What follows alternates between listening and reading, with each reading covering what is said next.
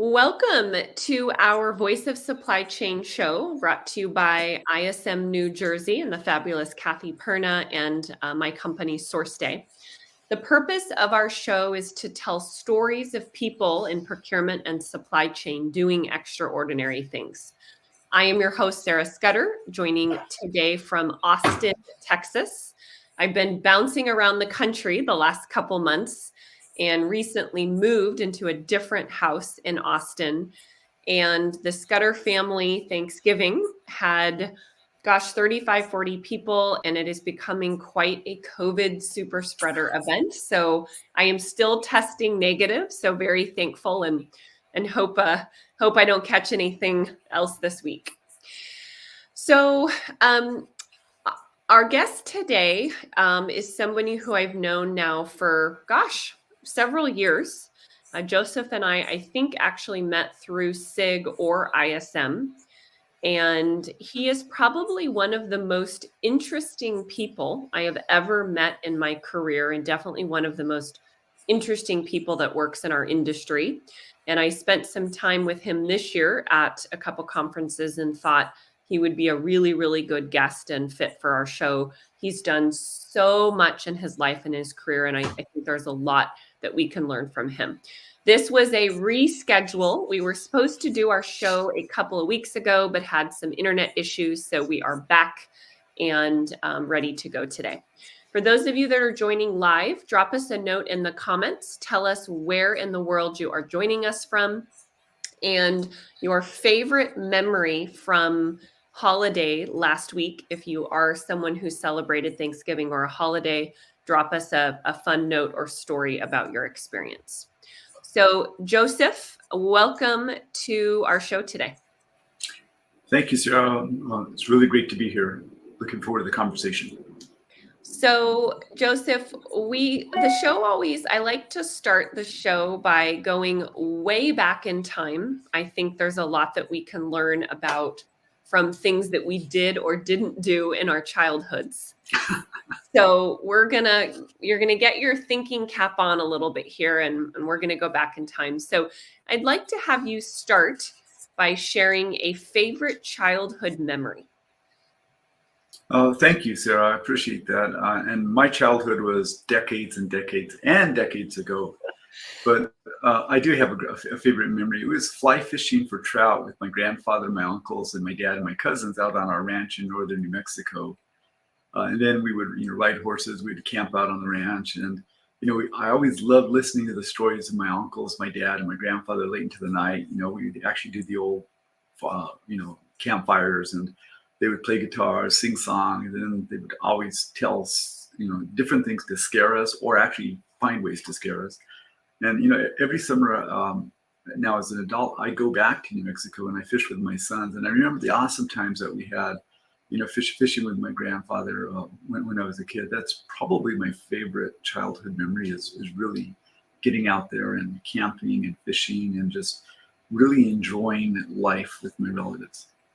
So, Joseph, I'm a vegetarian. I don't eat meat or fish, so I do not have a fishing background. What is the biggest fish you've ever caught? Let's see. The biggest fish that I ever caught was I caught a salmon on the Kenai River in Alaska, and that was probably about 56 inches long. Which in my world seems very, very big for a fish. It's a good sized fish. All right, we've got some people joining us from Canada. We've got Houston, Texas, and Ryan enjoyed smoking turkey. We've got Barb. Hello, Barb. We just saw her a couple weeks ago in Phoenix. We've got someone joining from New York, and they loved their family, food, and fun.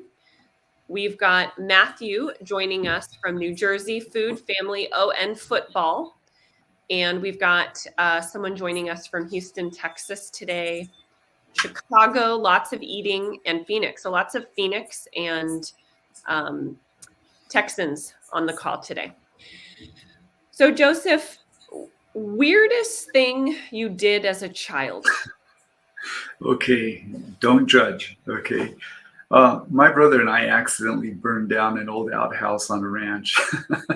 And we did that in a kind of a weird way. Back in the 60s, I'm aging myself. There were these little liquid tubes that had balloons that you would blow up the balloon. And, I'm sure that they were highly toxic. I can assure you that they were extremely flammable. And we were out on the ranch and we blew them up and we kind of put them around this old building. And, as we were attaching them, we were like literally in the middle of nowhere, and we kind of had this idea, kind of between he and I, hey, let's see if these things actually are flammable.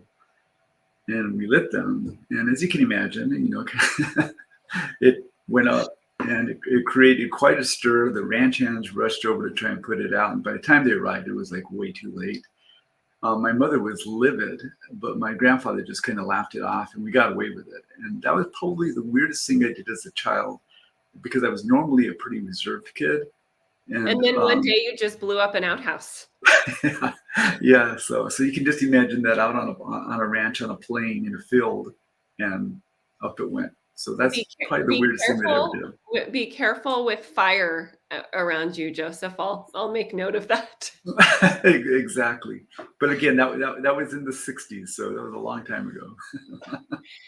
So one of the things that I think comes through in kind of the person you are today is that you seem to be very family oriented and come from a very strong traditional family background. So what would you say in your childhood shaped you to be the person you are today, coming from the strong family foundation?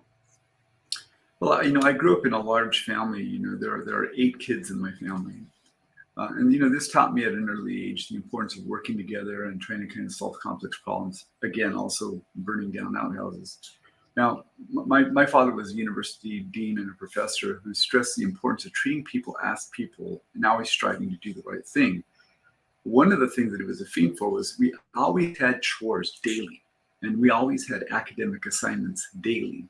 And my father would assign to us in the morning, and then he would actually review them and grade them in the evenings because he wanted to make sure that we were doing things. And this really shaped me as a person because I've always strived to accomplish a set of mini goals on a daily basis so that I can kind of progress towards larger, more complex initiatives. And anybody who's worked with me will tell you that I always say you have to accomplish at least, you can do 50 things, but you got to accomplish at least 3 mini goals on a daily basis to drive towards a more larger and more complex goal. And I learned that, from being a kid. And this dedication to driving for results, it was deeply embedded in me into who I am as a person. So that said, I feel that growing up in a diverse community also allowed me to see others for who they are, not what society thinks they are. And I went to school on a Native American reservation, and this experience has really shaped my respect for all people. So I think that was really core to foundationally creating who I am as an adult today in terms of looking and driving for results and trying to be very respectful of all peoples. Mm-hmm. Yeah, not many people. Actually, I don't know if we've had anybody on the show who's blown up a outhouse or has gone to school on a reservation. So interesting, interesting experience for sure. I watched the show Yellowstone, which I know is quite crazy and may not be super accurate, but they talk a lot about life on the reservation and what that was like for kids growing up there. I've never watched it, but I can assure you it's probably a Hollywood version of what it really was like. There's lots of killing, so prepare yourself if you're going to watch it. Okay. Most influential person in your childhood and why? Oh, that's easy. That was my grandfather on my father's side. He was the most influential person in my childhood and probably even as an adult. My grandfather was a man who was, many things in his life. He was a rancher. He was a police officer early in his life. He actually went to law school. He was a businessman, he owned several businesses, and he was actually a U.S. federal judge. So he was very influential in my life. He taught me to respect, for others. And, he had all of these wonderful sayings. And, I use them a lot, as you know, because, you and I talk to each other regularly. And his sayings are a daily reminder of him in my life. And anyone who knows me knows that I quote him often. And a couple of them that I use because they're just so, spot on. One of my favorite sayings is that my grandfather taught me was transparency modifies all behavior. He had Say that no one more idea. time. Say that one more time. Transparency modifies all behavior. And that is absolutely true. You know, when you shine the spot of light on whatever an initiative is or a problem is, you know, you can get to the root of what's actually going on. And I honestly believe that behavior is modified by transparency. Another one of his sayings that I use quite often is that one hand washes the other and both hands wash the face. I say these sayings and many more, you know, were kind of the wisdom that was handed down to me as a very young child. And this influenced, you know, who I am as a person today. So, you know, my grandfather was a very serious man, but he had an unparalleled love for his grandchildren and a passion for, you know, teaching us how to be better people. And, you know, I think of him daily. I try to live up to the person that he wanted us to be. And, you know, he's probably the person that influenced me the most as a young child. You're lucky that you got to spend so much time with him. Yes, he lived to be 103. You have some genes in your family. That's quite impressive. What is another question that kind of ties back to your childhood and who you are today? What childhood tradition have you continued on with you and your family today? Something that you picked up from your childhood? That's easy. We had many childhood traditions, but you know the one that we continue today as an entire family, okay, and this continues to grow as people get married, have kids, etc. Right? Is we gather as a family every summer to celebrate the 4th of July, which is obviously our Independence Day here in the United States, and the 5th of July, which is my father's birthday. So these 2 days are one continuous celebration of family, friends, and we celebrate the two great events that happened in our history: the creation of our great country and my father's birthday. And one of the things that we've always done is we've always tried to he's always tried to outdo the fireworks from July 4th on July 5th to celebrate his birthday. So both days are days filled with friends and family. We come together from all over the world. And we're proud Americans, and we're very proud of my dad and his amazing life. And so those are traditions that have continued, and I imagine that even after my father passes, we will continue to do that because it's kind of like a family reunion every year on the 4th and 5th of July. Interesting. Is the ranch involved in the holidays and this big celebration still? Always, always. It's the only place that has enough room. So you had a very unique, and I would say kind of interesting childhood growing up on a reservation and being so close with your family. After high school, you decided to attend the University of New Mexico, which I don't know a ton about the school. It's the Lobos. What did you get your degree in, and why did you select this degree? I have a degree in art and a degree in history, so I actually have a dual major focused on Renaissance and Reformation. And I've always been interested in history and in painting and photography, and these have always been passions of mine. So I was lucky enough to get a presidential scholarship in high school, as well as an ROTC scholarship, which helped me pay for my education. And I got that at the University of New Mexico, so that's why I chose to go there. And I chose a degree that was aligned with my skills and my interests. I've been an oil painter since I was 5, and then I've had a phenomenal love of history because that's been kind of passed down to me. So to me, that was really important. So my ROTC experience really prepared me to serve in the U.S. Army after I graduated, and it was really, really, an important thing for me to do, and something that I'm very proud of. Most important thing you learned in college?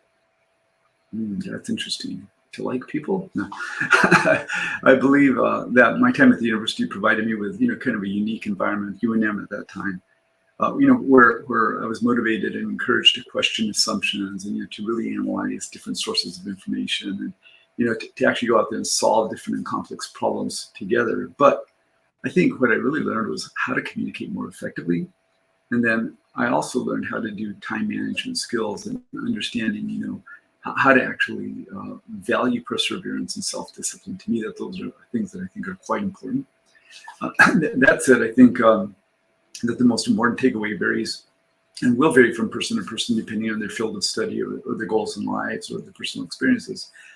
I learned that, and what I studied prepared me well to deal with the next challenge, which was to become an officer in the U.S. Army, which was something that I was passionate about and successfully did upon graduating. So was going into the Army something that was planned when you started school? Was that kind of the path that you had mapped out for yourself?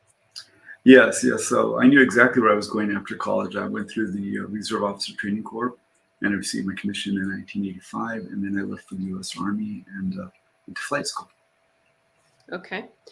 So why did you decide to enlist, and why flight school? Okay, so I didn't enlist, I got commissioned, slight difference. Okay.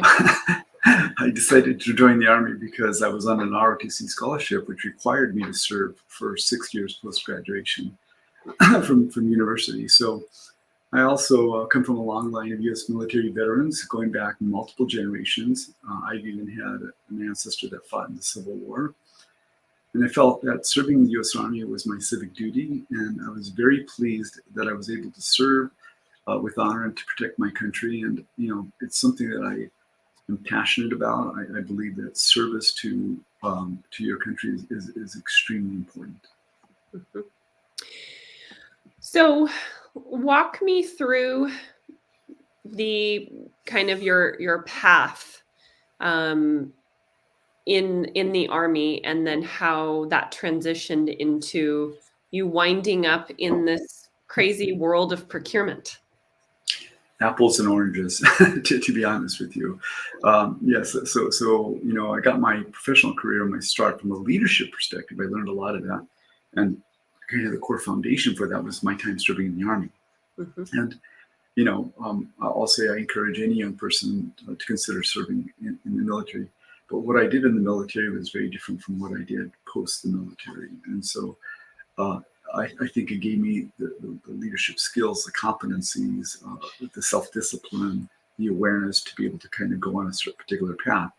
But post that, when I got out, I actually went in a completely different area. And I guess what I would say about that is that I kind of fell into procurement because back then there was no supply chain degrees, there were operation degrees, but really the whole path for many of us that are kind of in my age group, we kind of fell into procurement, and I literally did that. So we can talk a little bit more about that at some point, but I really kind of feel like that it was important for me to take the skill set that I had and to then leverage those when I was provided with the opportunity to, once I got out of the military, to actually get into procurement. And I literally met some folks that took a chance on a veteran and allowed me to actually come into their organization. And I was taught by several people how to actually kind of on-the-job training to learn how to start becoming kind of what in those days we called a buyer. And then I used that as a springboard for actually how I was going to drive my career. Obviously, I did take some additional university education around supply chain management. I got certain certifications from organizations like ISM as an example, and SIG and others. But I mean, it really, the two things, they paralleled each other, but they didn't really cross with each other other than from a leadership capability. Now, do I have this correct that you actually kind of started out in consulting? Well, I started out with, again, in consulting, and then I actually got to work and I was hired into Price Waterhouse. At the time, it became Price Waterhouse Coopers while I was there.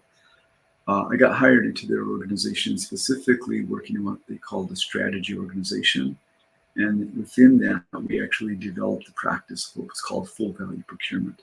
So I did that for a number of years, and that was, I think, very foundational to kind of teaching me methodology, teaching me how to actually think more strategically around category management, around how to actually go through transformations. Had the opportunity to work in a number of very large firms where we did engagements. I actually was on the phone recently with the chief procurement officer over at the Disney Corporation, and he was remembering 20 some years ago when, probably close to 30 years ago, when when we did a big engagement for them, and he said, yeah, I still probably have your name on the deck somewhere. So it was a really great foundational organization who really invested in their consultants, and they taught us how to actually, kind of rise above and actually create a new offering out there. And I was one of the folks that helped to do that at PwC. So after your time at PwC, you went and worked for a financial services company as, I think, a managing director or senior VP. Was this? Yeah. So tell me a little bit about this role and why you transitioned from consulting to the kind of, I guess, the buy side. Well, all good consultants eventually go work for a client. I ended up doing that, and I went to go work for a company which doesn't exist anymore in that form, but still exists today. I went to go work for a bank called Bank One, which was later acquired by JP Chase. We always used to say that they acquired us so that they could get Jamie Dimon to be the CEO.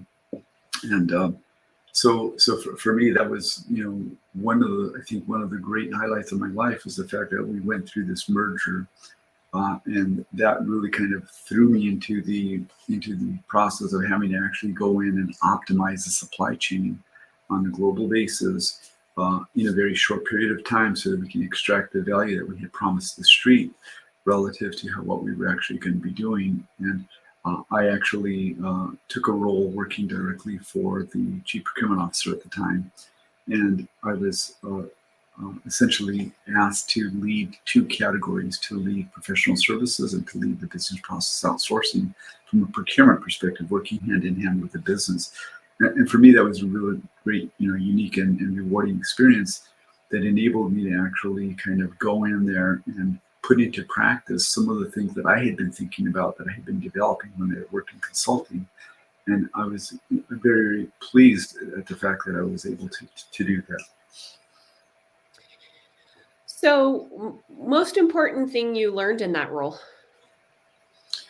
I think the most important thing that I learned in that particular role was really, how you have to actually work with your various constituents, both internally and with your suppliers externally.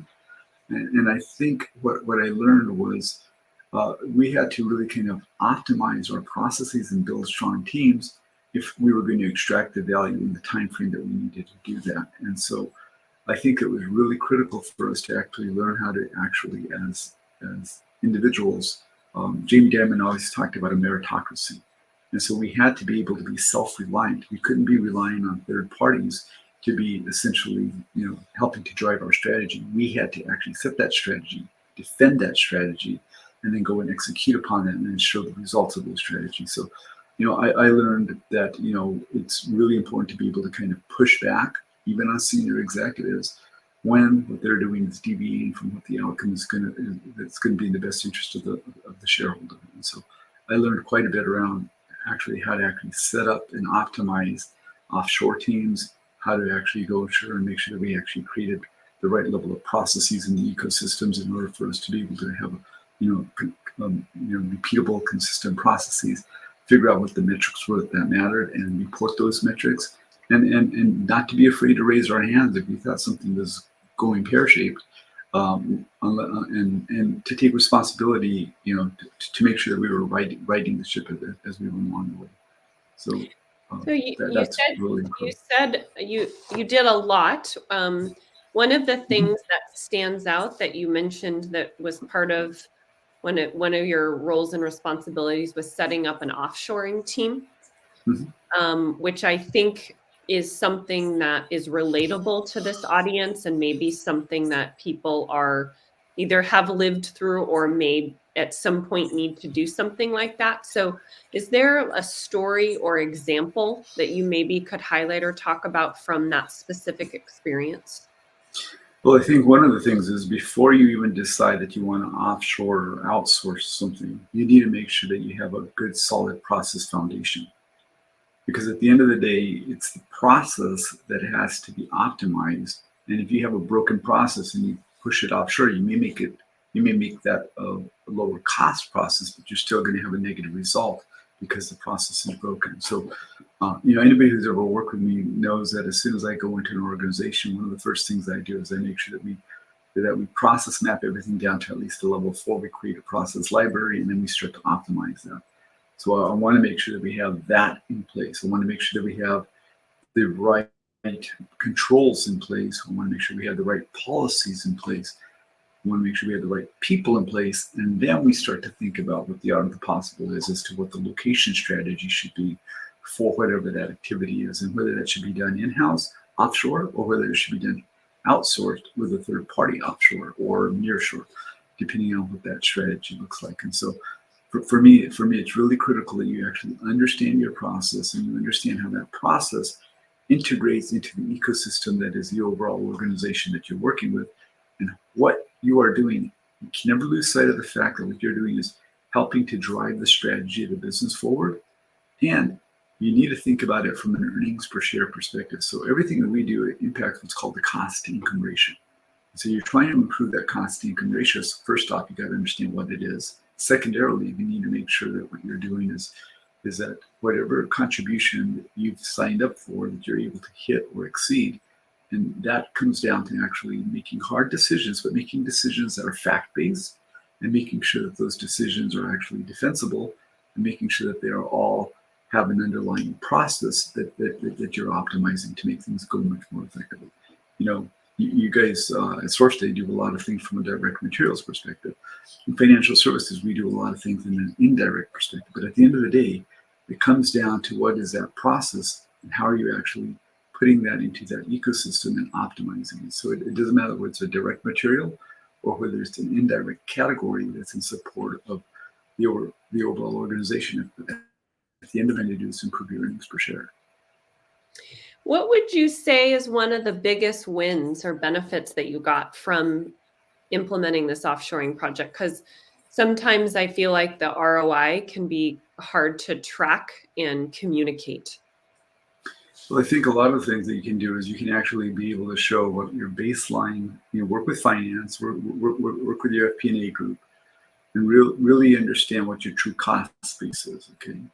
So then as you optimize and you move it to a different location, you should be able to say, these are the metrics that we're going to measure as we go forward. And these are the things these are the controls that we turn in order to be able to tease out what that new cost base is going to look like. And you've got to measure it, and you've got to be realistic that you may have some setbacks, but you've got to make sure that you're thinking about it holistically, right? So when you're going, you got to say, okay, it's not just about what the run rate cost is today, but you got to take a look at what are the opportunities that we're able to experience. All of a sudden we can set up a follow the sun process, so we're able to run globally. Two, you may be thinking about, okay, how do I actually go in there and set up a process that is going to enable me to actually reduce the number of headcount that I'm having. I may have lower cost headcount in a different geography, but that's not the point. The point is, how do I actually have the right level of resources for the activity that I'm trying to drive out? And how do I actually look at it from the lens of my customer, my end user? How do I make their life much easier? I don't want to create complexity for them.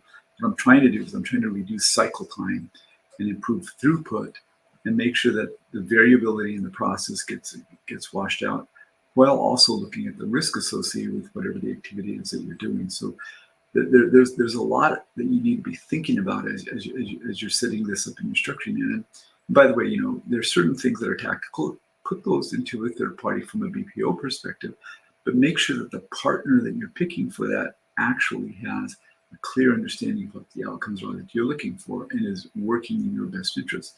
One of the things that I'm also looking for is I want to make sure that I don't like to outsource parts of a process to different suppliers. The reason I don't want to do that is because then you end up with people pointing the finger at each other if there's a portion of a process that interact with somebody else. If you don't have the right systems, the right metrics, and the right tools, you end up with this. So I like to have a kind of an end-to-end view in terms of who my business process outsourcing partners are going to be, so that I'm able to actually hold them accountable for the outcomes that we're looking for. We have one of our listeners is from joining us from Northern California, says optimizing the process is so critical for supply chain. So what did you do next, Joseph, after this role where it seems like you had a lot of process and strategy work? You managed this pretty impactful and large outsourcing projects. Where did you go next and why?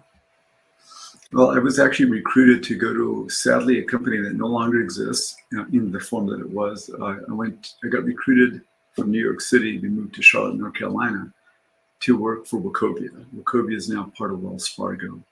And my job there was I worked for the chief financial officer and the head of shared services.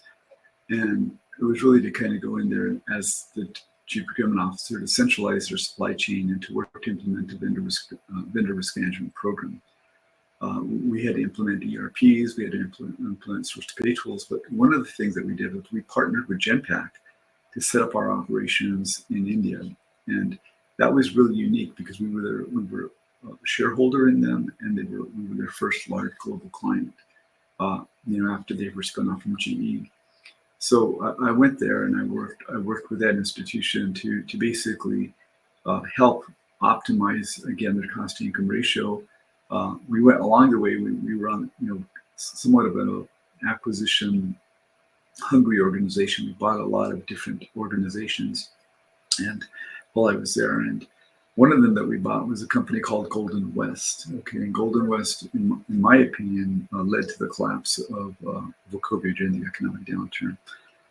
So after the issues that we went through, it doesn't matter how optimized you can get if the economy turns against you, because the portfolio that you have from a front office perspective has shifted and the economics essentially work against you. But it was a great opportunity. I ran a broader portfolio than just procurement, and it was great for me to kind of, as a young executive, learn how to actually work with the operating committee. I had a standing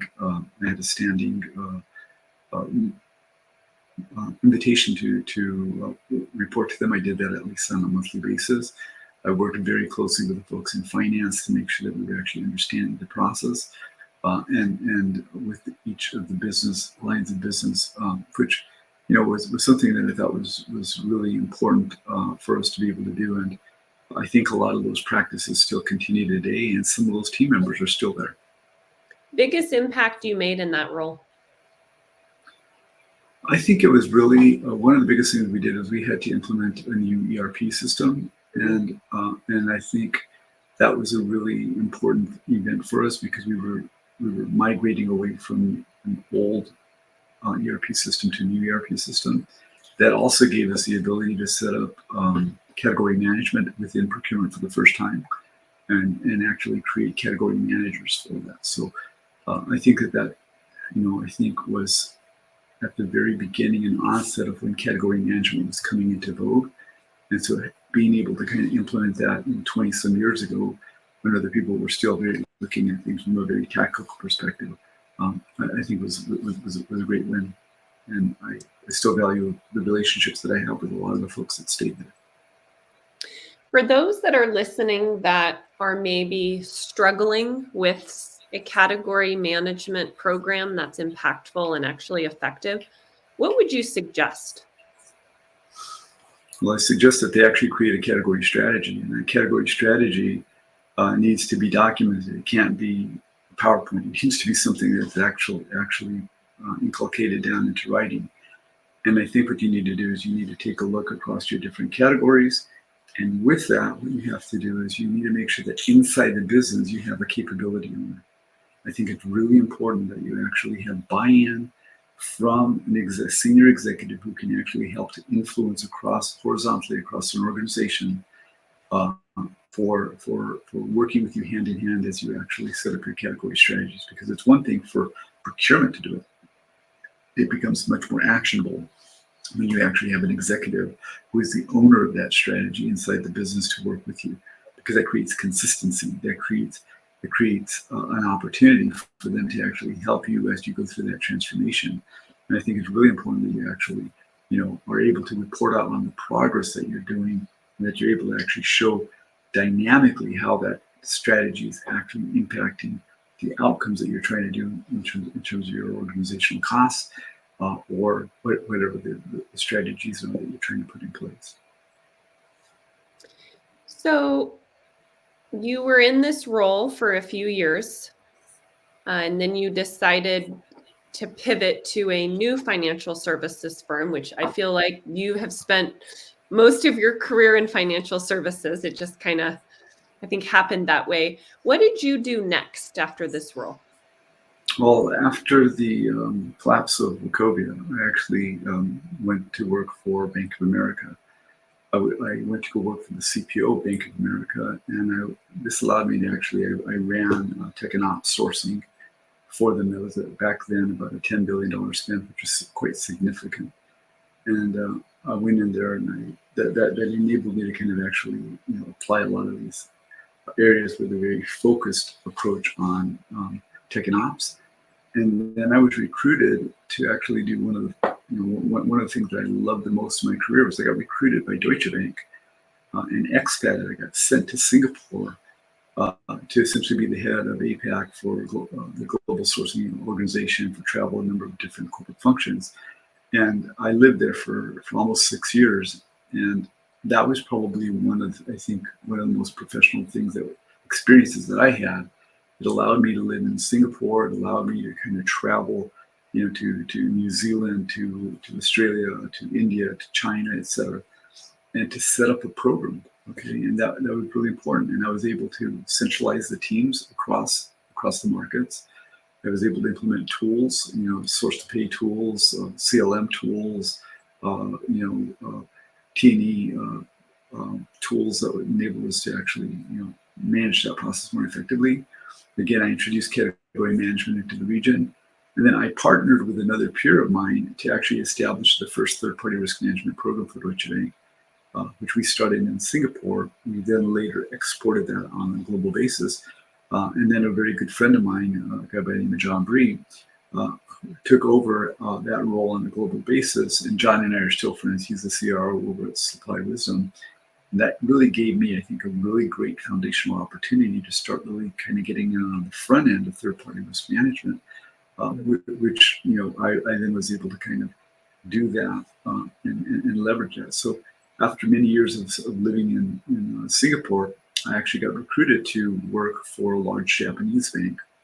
And I worked for Mitsubishi Union Financial Group. And I had two roles there, concurrent roles. I was the chief procurement officer, but I was also the chief financial operations officer for them. And I had the responsibility there for corporate real estate, corporate insurance, physical security, third-party risk management, accounts payable, and of course, all of the supply chain teams. And that was really good because it gave me a different perspective in terms of how to actually kind of mature and drive these things up. And so, again, always, it's one thing to deliver on your cost improvement programs, and a whole bunch of other initiatives, but really, one of the things was that at that time, the regulators were starting to come in. They were starting to really enforce OCC 213-29, which was the third-party risk management guidelines, which have now been subsequently replaced by the new interagency guidelines that were published on June 6th of this year. And that forced me to really work and build out both a first and second line of defense for third-party risk management. But then I was also the head of corporate real estate, which I then started to think about how are we going to begin to reduce our costs.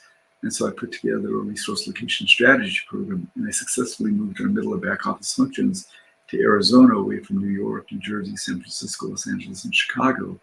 And that was another, I think, quite successful area because it enabled me to move and to raise my hand and say, I'm going to move my functions there also, so that I'm not just talking about doing it. I did do it. And so I think that was really important. I implemented a complete stack transformation from a technology perspective, again, ERPs, S2Ps, CLMs, etc. And all of this directly resulted in an increased cost-to-income ratio, which can be seen. You can actually see the impact that we have on the earnings per share, which ultimately resulted in a better price. And from there, I was actually recruited to actually go and work at Bank of New York Mellon as their CPO. So it's been kind of a very financial services centric career, absolutely. But it has given me, I think, the ability to actually take and learn from different cultures. It's given me the ability to go in and work on a global basis. It's given me the opportunity to go in and build teams and use those teams to actually benefit our stakeholders. And along the way, I've built some great relationships with some suppliers, and I've hopefully been a thought leader giving back to the profession. So I have to ask about living in Singapore. I have never been. My sister worked for Stripe and was actually moved. Her and her husband went to Singapore. They were going to open an office there, and then COVID hit.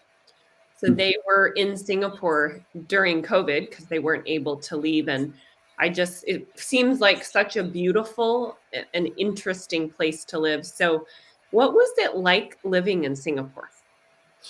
I think living in Singapore is actually wonderful.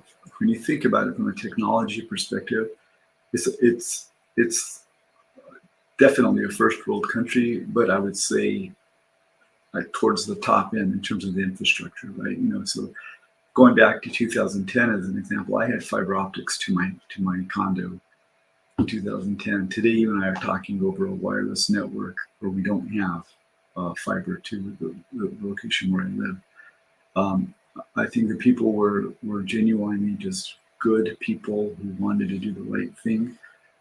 Crime is very low. The city is very clean. It's interesting there. It's illegal to have chewing gum.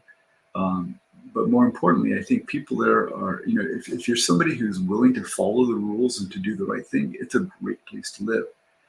It's going to create chaos for you if you're actually somebody who does not. They still have canings there. They still will hang and execute people for drug offenses. But that's on one end of the spectrum. On the other end of the spectrum, they actually provide opportunities for their citizens to actually do national service. They can work in a hospital, they can work in the military, etc., for a couple of years. And while they're going through that process, they give them a chance to get educated. So a lot of them will walk out with at least an associate's degree. And it's centrally located, so it's a 45-minute flight to get to Kuala Lumpur. It's maybe an hour and a half to get over into Bali, as an example. It's a 7-hour flight to Tokyo. So it's very centrally located. It's very clean. The cost of living is and I hear the airport is like a work of art, absolutely stunning, immaculately clean, and people actually go to the airport to go shopping and go to dinner. Yeah, so the Changi Airport is one of the best airports in the world. One of the things that I can tell you, because I would travel on a very frequent basis, to get to land, go through customs, go through immigration, and get into your taxi to go to your place, you would think it was a bad day if it took you 20 minutes to do that. I challenge you to find anywhere else in the world where it would take you, not less than an hour or two to go through all of that process. It has a beautiful waterfall on the inside. They actually have a theater inside the airport. It's a great place. Again, it's a place to do business if you are willing to do the right thing. It is not a place for anybody who doesn't want to follow the rules, because I'm not going to sugarcoat it. It's a country that is very stringent and will not put up with nonsense. And I happen to think that they're probably right in terms of that, because you end up with a great citizenship that's educated, that's trying to do the right thing, and you don't have a whole lot of criminals there, which is a great thing. Well, I didn't mean to derail too much of the conversation, but it's on my list of places to go check out. I don't think I would ever live there, but I definitely want to go visit and spend some time. I think, Joseph, what would be useful for our audience today, is talking a little bit about how you advanced your career so quickly. So after your service, you had pretty senior roles and served as a CPO at multiple organizations. And there are people that go their whole careers and never get to that director or SVP or CPO title. So maybe just some tips or lessons for people that are tuning in and saying, wow, I would love to progress my career like Joseph did, but I don't know how to do that. Well, I think when you're going to be progressing your career, it's important that you're able to actually be flexible in terms of what you're doing. I think it's really important for you to be able to say, okay, I want to just be in a particular category if that's what I'm doing. Work in procurement, go into the business, come back into procurement. I think that's really important. I think it's also very important that you work outside of the organization and get certifications. I'm a big believer in that. Ask anybody who's worked with me. I literally run hundreds of people through certification courses, and I think that's really important. I think finding a good mentor is critical. I think that helps your career if you find a good senior mentor that can help you. I was lucky enough that I had still have a couple of very senior mentors that helped me in my career. And I think one of the things that's really important is that you deliver. If you say you're going to do something, deliver upon it. I think that's absolutely critical. And I think it's important for you to also be willing to go to different parts of the world. How often have we heard people say, oh, I'm a global procurement, blah, blah, blah, but they've never actually left the United States or the UK or whatever country they're in? I would say most people that I know in global roles have not lived internationally. And so if you get that opportunity, and it's not for everybody, I would say seize upon it, because that's going to make that international experience is going to make you a bit more culturally sensitive. It's going to allow you to adapt and become more adaptable to challenges that arise in your supply chains. And it's ultimately going to help make you a better executive. I'll give you a tangible example of two things that were not related, but actually helped. On March the 11th of 2011, those of us that lived in Asia know what happened on that day. So the big earthquake and tsunami happened in Japan. I was living in Asia. We had to actually shelter in place 1,500 people in Tokyo. We had to find ways to get them food. We had to find ways to make sure that we actually end up moving our trading floor from Tokyo down to Osaka. We had to work with the regulators. There was a tremendous amount of logistical capability that had to happen because of that particular disaster. Fast forward to the beginning of the pandemic for COVID-19. I spent January of 2020 in India, and it was starting to kind of percolate. In February of 2020, when we got back, we were starting to kind of see things were happening. We made decisions that protected our supply chain at Bank of New York Mellon when I was there, because of some of the examples that I knew that were happening from when I was in Asia for the earthquake and tsunami in Japan. And so we were able to kind of work to make sure that we were getting the appropriate equipment that was needed, make changes to our contracts to ensure that our suppliers as well as our employees were ready for what was going to happen. And when we actually went on work from home, we already had the capability to do that because we had worked with audit, we had worked with compliance, we had worked with HR to make sure these things were taken care of. We had worked with our suppliers to make sure that we had the appropriate types of equipment, laptops, etc. Everybody remembers how difficult it was initially to get laptops. We had already taken care of that in February, so that when March and April and all of that started to close down. So I think that international experience, makes you, a bit more broad thinking, and I think it allows you to be a more effective leader on a globalized basis. Mm-hmm. The other thing that I think is really unique about you and your story, Joseph, is you have so many hobbies and things that you do personally. It's not just having a big career, but it's all the things you enjoy doing. And one of the things that stands out to me is that you're an artist. And if I recall, I think it's oil painting and photography. That's correct. And one of or some of your work is actually in a White House collection, which I'd like to have you explain because that sounds super interesting and cool. But how does having hobbies and these personal interests, how has that impacted your life and potentially helped you in your career as well? Well, I think what happens is that I've enjoyed oil painting and photography since I was 5 years old. Right, and it's something that I've been an avid artist and photographer, basically my entire life. And so I think that it's important that you be able to use your entire brain. Okay, and so um, that has helped me, I think, actually come up with creative solutions. And it also is a way to kind of center and balance yourself because when you're actually painting, it's just you and the canvas, right? And it's really important, I think, for you to be able to think about what you're doing. And I do different styles. Sometimes I do portraits, sometimes I do flowers. I love to do lotus flowers and orchids, etc. I like to paint landscapes. I live in the Southwest, so I like to do that.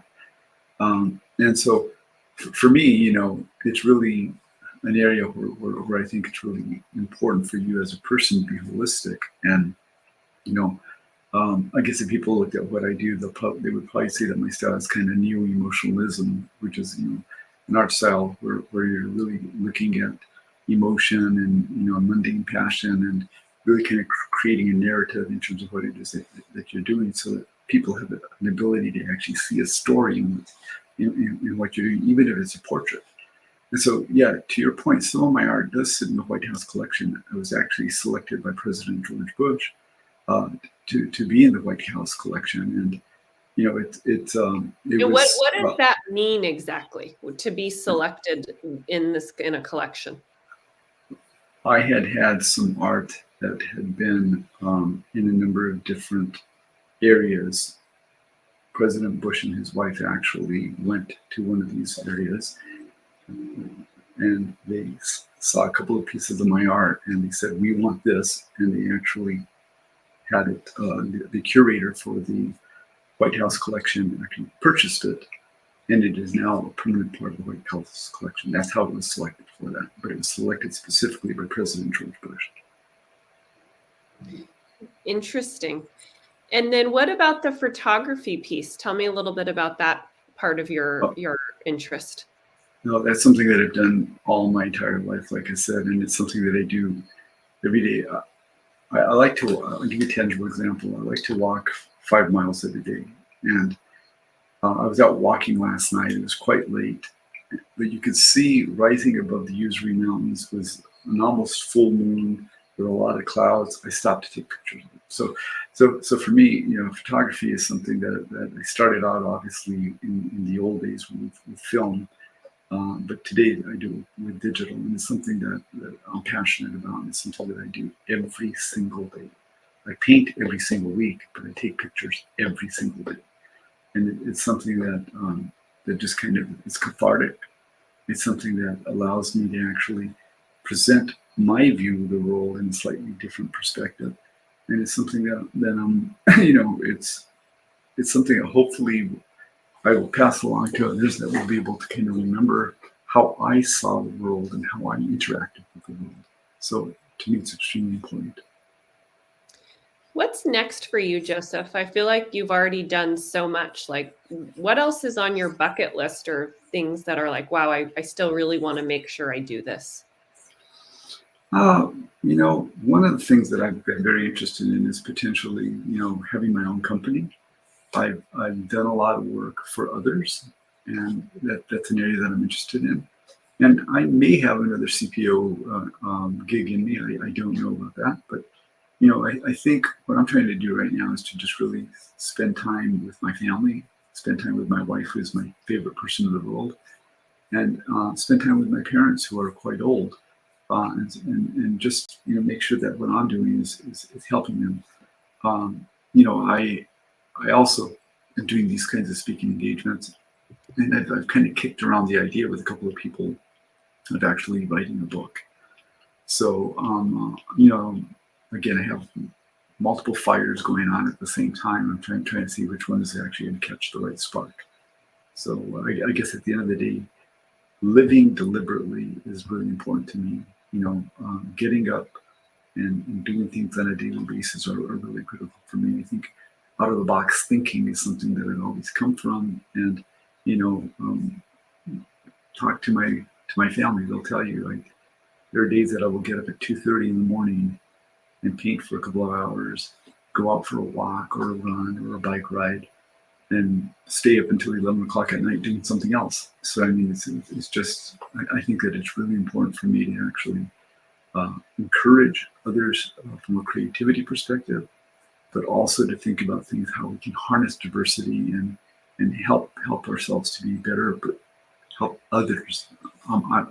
If you talk to anybody who knows me, they always know that I try and pay it forward. I want to give a broader perspective.